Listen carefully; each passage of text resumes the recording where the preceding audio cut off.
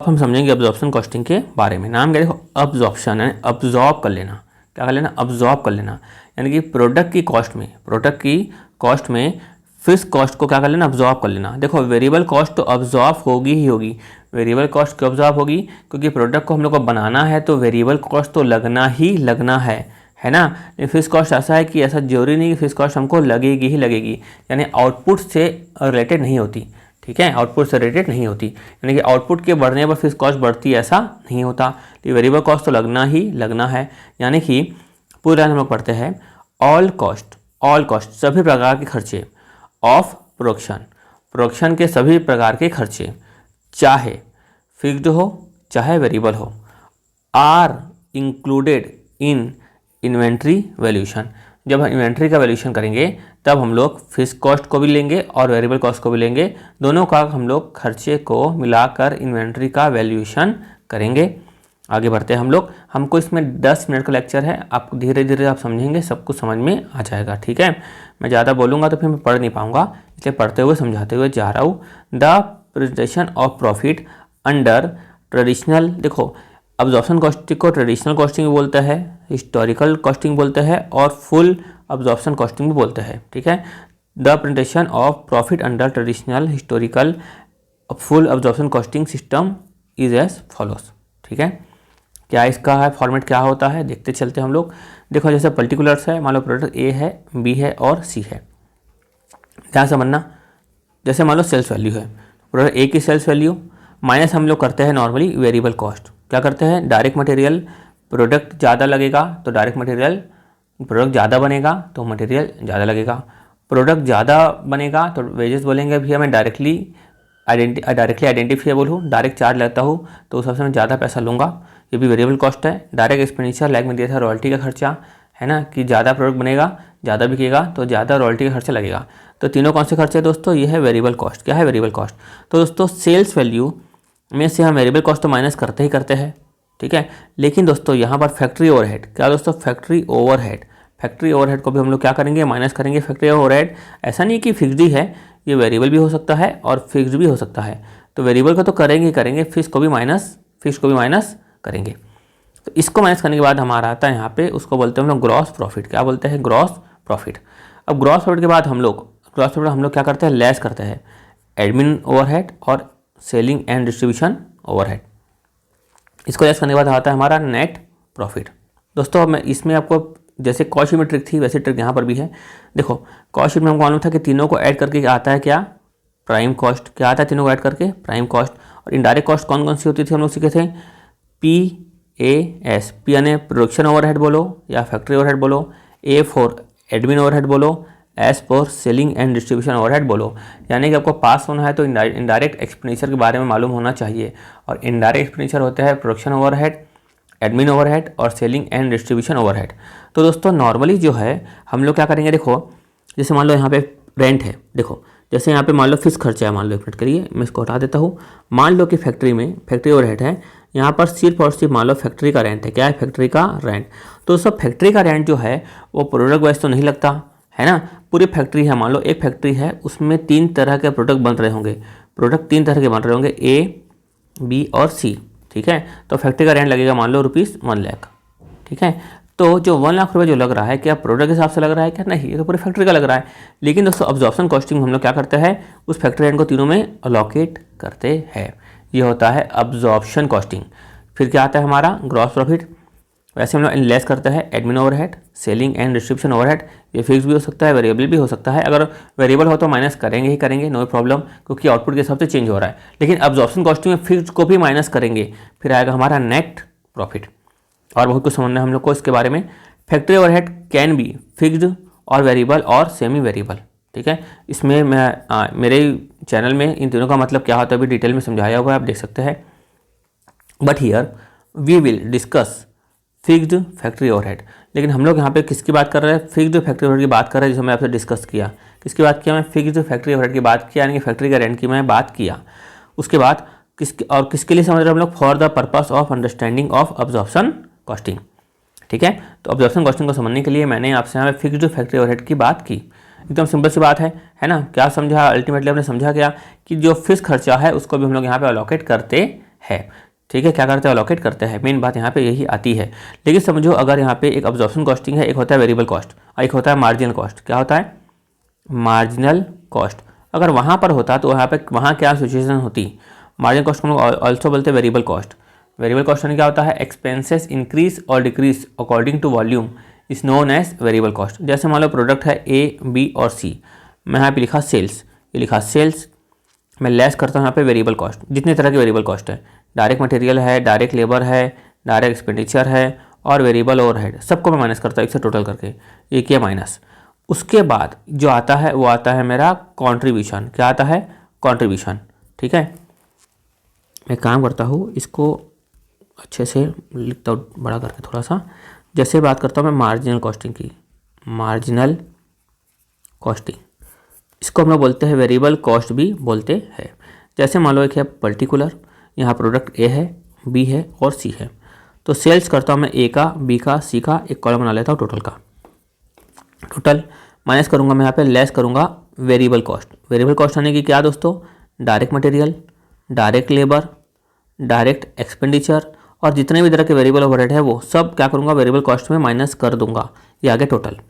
अब दोस्तों इसको माइनस करने के बाद मेरा मार्जिनल कॉस्ट में आता है मेरा कॉन्ट्रीब्यूशन, ये आया कॉन्ट्रीब्यूशन, यह है टोटल।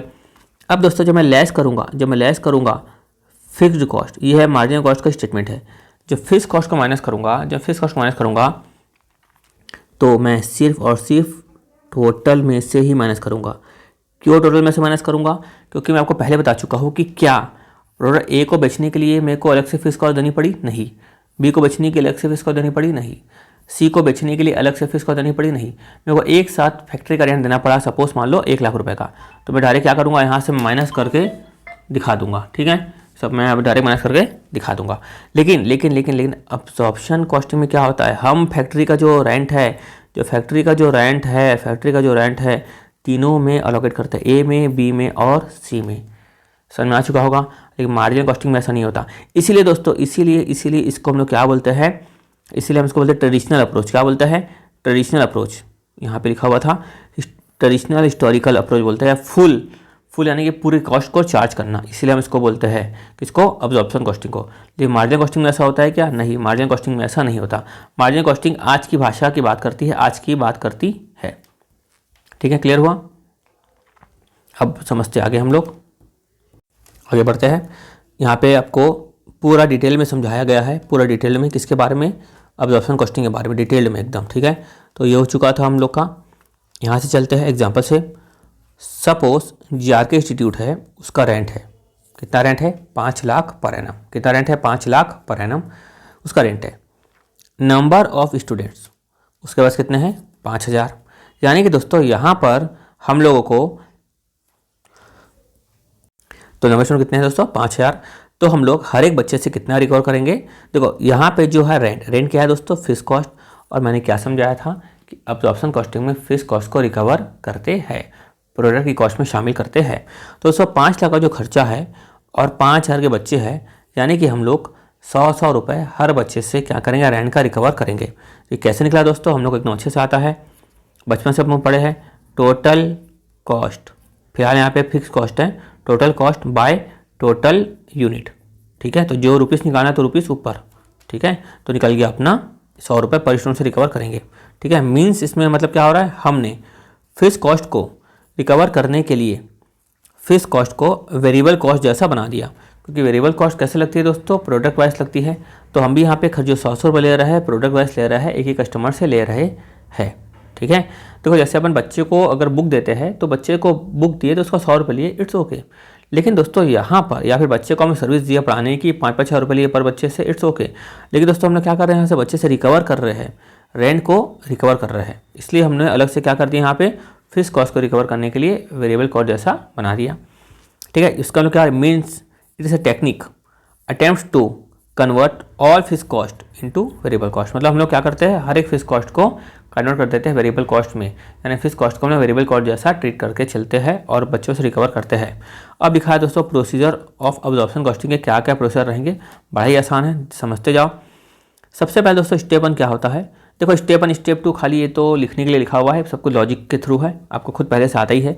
जैसे दोस्तों क्या लिखा हुआ है, हमको लग रहा था कि भाई सबसे पहले बजटेड फिक्स्ड ओवरहेड, क्या लिखा है, बजटेड फिक्स्ड ओवरहेड। हमको लग रहा था कि भाई हम जो रेंट है हमको लगेगा 5 लाख। कितना रेंट लगेगा, 5 लाख हमको रेंट लगने वाला है। अब रेंट लगने वाला है 5,000 हम सोचे थे, ठीक है, और सोचे थे कि हमारे पास बच्चे आएंगे 5,000। रेंट लगने वाला सोचे थे 5 लाख लगेगा और 5,000 बच्चे आएंगे और हम लोग हर एक बच्चे से 100 रुपये रिकवर करेंगे, ठीक है। तो 5 लाख डिवाइड बाय 5,000, हम हर एक बच्चे से 100 रुपये रिकवर करेंगे। लेकिन दोस्तों गड़बड़ी क्या हो गई, हम सोच के रखे थे कि भाई कितने बच्चे आएंगे यहाँ पे एक मिनट, हाँ, यहाँ पर जो हम सोचे थे 5,000 बच्चे, लेकिन बच्चे आ गए कितने, 4,000। कितने बच्चे आ गए, 4,000। तो हम सोचे थे, क्या सोचे थे कि 500 बच्चे से, सॉरी 5,000 बच्चे से हम लोग 100 रुपये रिकवर करेंगे, तो मेरा कितना आ जाएगा, 5 लाख आ जाएगा। लेकिन 5,000 की जगह बच्चे आ गए 4,000, तो हमारा कितना रिकवर हो पाया, 4 लाख रिकवर हो पाया। यानी कि 4 लाख ही अब्जॉर्ब हो पाया। कितना हो पाया, 4 लाख अब्जॉर्ब हो पाया। लेकिन दोस्तों हमने सोचा था क्या, रेंट 5 लाख, बच्चे आएंगे 5,000। अब क्या हुआ दोस्तों, बच्चे कितने आ गए, अब बच्चे आ गए 4,000, है ना, बच्चे क्या आ गए, 4,000 आ गए। ऊपर से हमको ऑनर को 6 लाख का रेंट देना पड़ गया। हम सोचे थे फिर 5 लाख देना पड़ेगा, रेंट देना पड़ गया 6 लाख। कितना रेंट देना पड़ गया हम लोग को दोस्तों, यहाँ पे 6 लाख का रेंट देना पड़ गया, ठीक है। Means 6 lakh instead of 5 lakh. 5 lakh सोचे थे, 6 लाख देना पड़ गया। यानी कि here overhead absorb 4 lakh rupees only. यहाँ पर खाली 4 लाख अब्जॉर्ब हो पाया। कैसे हो पाया, 4,000 बच्चे आए, हमने उससे 100 रुपये लिया, 4 लाख अब्जॉर्ब हो पाया, ठीक है। एंड रेंट टू ऑनर, और रेंट कितना देना पड़ा, 6 देना पड़ा। यानी कि दोस्तों यहाँ पर ओवर अब्जॉर्प्शन है कि अंडर अब्जॉर्प्शन है। हम लोग ने बच्चे से कितना रिकवर किया, 4 लाख। यानी कि हमने कम अब्जॉर्ब किया। हमने क्या किया, कम अब्जॉर्ब किया। इसको बोलेंगे अंडर अब्जॉर्प्शन। क्या बोलेंगे, अंडर अब्जॉर्प्शन। अगर हम लोग समझे प्रॉपर लैंग्वेज में, याद करने की लैंग्वेज में, तो actual overhead less than absorb overhead, ठीक है, तो उसको बोलेंगे अंडर अब्जॉर्प्शन। यानी कि एक्चुअल ओवरहेड इज लेस। अगर मान लो ये एक्चुअल ओवरहेड क्या होगा, कम होगा, ये क्या होगा, कम होगा, तो इसको बोलेंगे अंडर अब्जॉर्प्शन। देखो ये कम है, ये 4 लाख है और अब्जॉर्ब ओवरहेड कितना था, 6 लाख, ठीक है। तो 2 लाख का क्या हुआ, अंडर अब्जॉर्प्शन आया। बस सिंपल सी बात है दोस्तों, हमने रिकवर किया कितना, 4 लाख रिकवर किया। हमको देना पड़ा कितना, 6 लाख देना पड़ा हम लोग को, ठीक है। तो 2 लाख रुपये क्या हुआ यहाँ पे, अंडर हमने अब्जॉर्ब किया, ठीक है। सिंपल सी बात है। अब सपोज मान लो हमने सोचा था 5,000 बच्चे आएंगे, 7,000 बच्चे आ गए, क्या बात है। तो हमने 7 लाख रिकवर किया। तो 7 लाख रिकवर किया तो मतलब कि यहाँ पर क्या हो रहा है, हमने कितना किया, 7 लाख रिकवर किया और उन्होंने कितना दिया, 6 लाख दिया। हमने कितना रिकवर किया, 7 लाख रिकवर किया, ऑनर को 6 लाख दिया। वापस सुनो, 7 लाख रिकवर किया, ऑनर को कितना दिया, 6 लाख। तो इसका मतलब क्या हो रहा है, हमने ज़्यादा ऑब्जॉर्व कर लिया। हमको बच्चों से लेना 6 लाख, हमने बच्चों से ले लिया 7 लाख। बच्चों से लेना था 6 लाख, ले लिया 7 लाख। यानी कि यहाँ पे क्या हो गया, मीन्स ओवर ऑब्जॉर्प्शन। क्या हुआ, ओवर ऑब्जॉर्प्शन। यानी कि actual overhead minus absorption overhead. यानी कि एक्चुअल ओवरहेड मोर होगा तो over absorption, actual overhead less होगा तो अंडर ऑब्जॉर्प्शन। पर याद नहीं करना है हम लोग को, लॉजिक समझना है, लॉजिकल भी है, फॉर्मूले की जरूरत भी नहीं है, 2-3 बार पढ़ोगे तो याद हो जाएगा। तो एक्चुअल था हमारा 7 लाख, अब्जॉर्प्शन हुआ 6 लाख, 1 लाख का क्या हुआ, और अब्जॉर्प्शन। यानी कि 6 लाख की जगह हमने 7 लाख ले लिया, काम खत्म। उसके बाद सवाल उठता है, now what is the treatment of under या ओवर अब्जॉर्प्शन का क्या ट्रीटमेंट होगा। दोस्तों ट्रीटमेंट के बारे में यहाँ पे इस वीडियो में नहीं बता रहा हूँ, बाद में बता दूंगा क्या ट्रीटमेंट होता है। पहला करना है transfer to costing and P and L account में। कहाँ करना है, transfer to costing and P and L account में। दूसरा यहाँ पे मेथड है यूज सप्लीमेंट्री रेट। तीसरा है कैरी फॉरवर्ड द डिफरेंस।